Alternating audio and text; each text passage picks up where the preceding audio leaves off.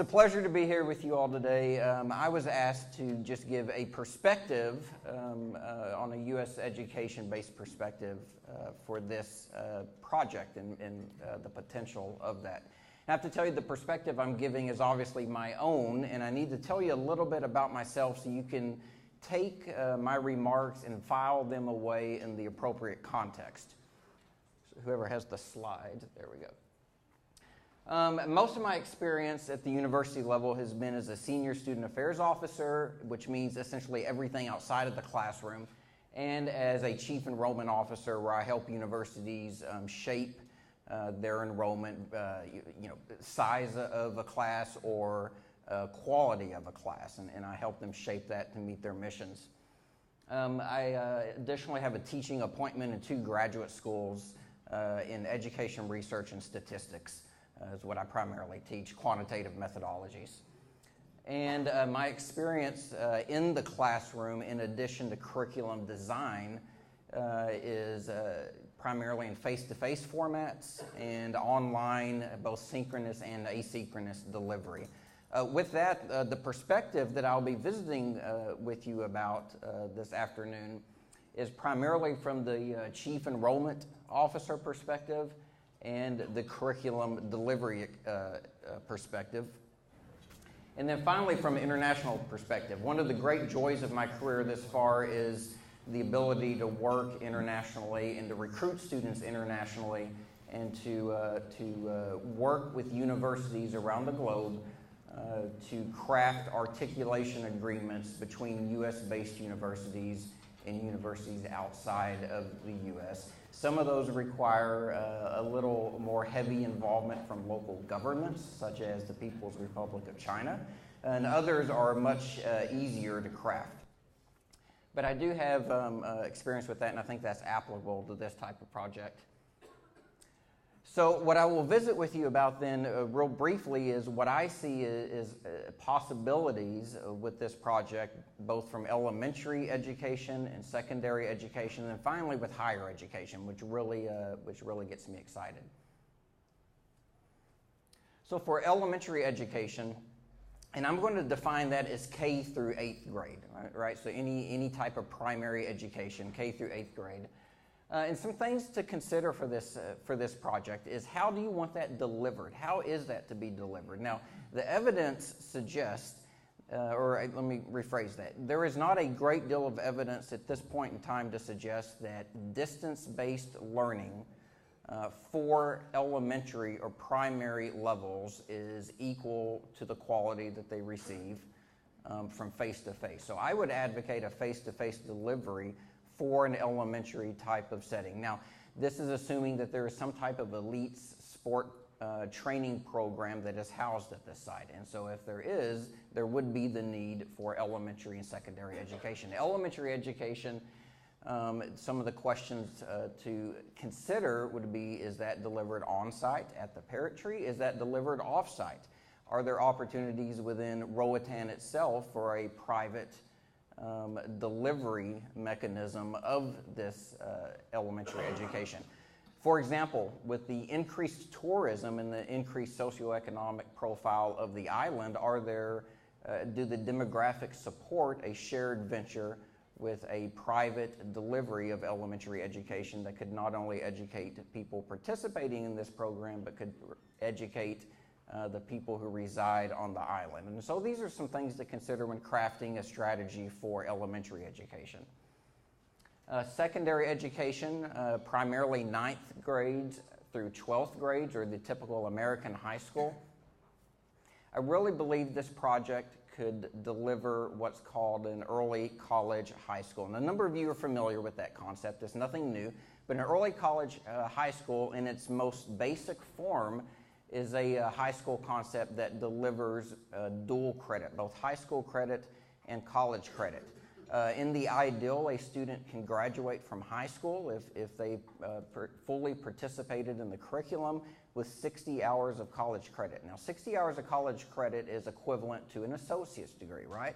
And so an associate's degree gets you through your sophomore year. So if constructed well, an early college high school concept will allow one to graduate high school and enter the university directly as a junior in standing.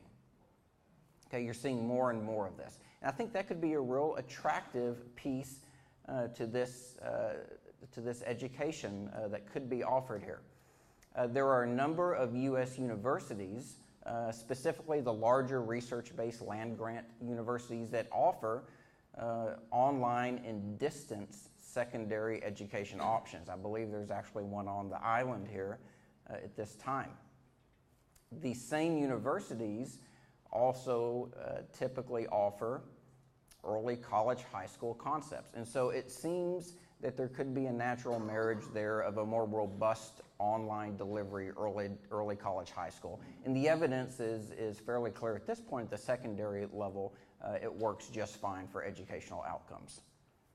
And then the one that really gets me excited is higher education possibilities. And of course, this is my background primarily.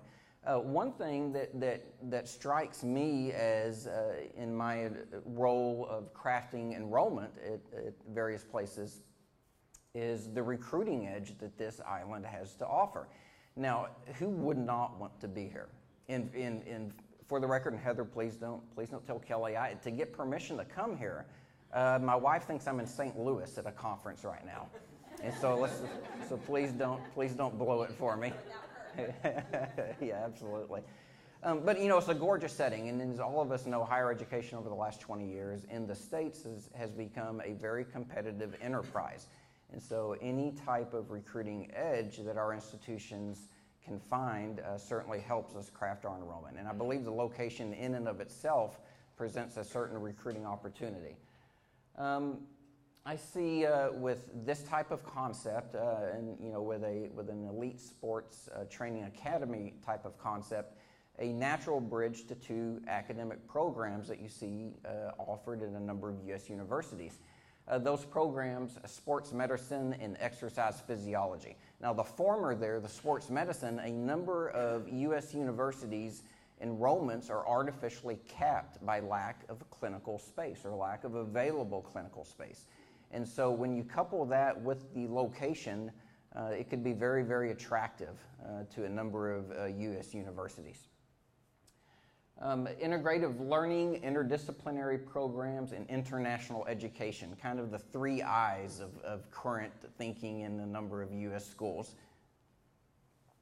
Integrative learning is simply, and by the way, I think this project marries all three of these very, very nicely, so that's why I'm throwing those up there. Integrative learning is just simply the ability for us to create students with intellectual flexibility and adaptability. Now, those of you who have attended U.S.-based universities know our core curriculum is fairly fragmented, right? Well, with integrative learning approaches, we can start to pull that together so students can kind of make sense out of it and they understand why they're taking different subjects. Two things that we use a lot in integrative learning environments that present itself, I believe, at this location and therefore make this a more attractive environment for a U.S. university. Interdisciplinary programs in international setting, the latter which is fairly obvious.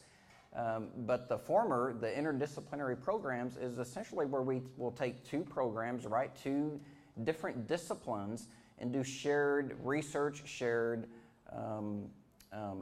projects together where the students themselves get to look at projects or problems through different lenses, and they get a more robust understanding of any particular phenomenon. Well, if you add into that the international setting, it's a stronger learning experience for the students. So take, for example, an exercise physiology program that perhaps a U.S.-based university has either a rotation, a semester-long study abroad, or some concept housed here with this project. Well, let's say that exercise physiology program, students in that program, they're able to do joint research or joint projects with students from Honduras, from the medical school that may have that sounds like it will have a presence here. And let's say that's in cell biology or something like that. Think of the learning that can take place when you have students from different cultures, from different countries, in different disciplines working together on the same problem. That is incredibly attractive to U.S.-based universities in today's environment, and I think that's a real selling point of this project. And then obviously international education is fairly evident.